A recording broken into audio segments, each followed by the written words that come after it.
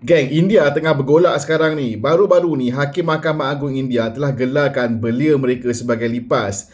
Tetapi belia di India telah membuat sesuatu yang di luar jangkaan. Diorang dah mengambil nama lipas itu sendiri dan membuatkan satu gerakan resisten dan sekarang ni India tengah bergolak. 2 bulan lepas, Hakim Mahkamah Agung India telah gelarkan belia mereka sebagai lipas disebabkan di atas satu kes berkaitan peperiksaan. Tetapi berbudak ni tak marah dan duduk diam. Diorang ambil perkataan lipas itu dan membuat satu gerakan resisten. Mereka panggil Cockroach Janta Party ataupun Parti Rakyat Lipas.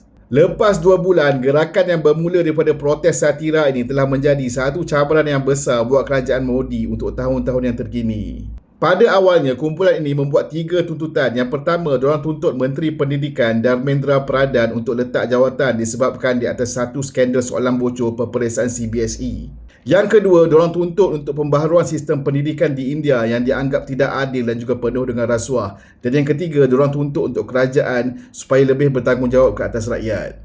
Tapi lepas demonstrasi yang berlaku semalam di mana polis telah gunakan gas pembedih mata dan memukul penunjuk perasaan dengan tongkat yang menyebabkan lebih kurang 180 orang tercedera, kumpulan ini membuat satu lagi tuntutan iaitu Modi mesti meletakkan jawatan.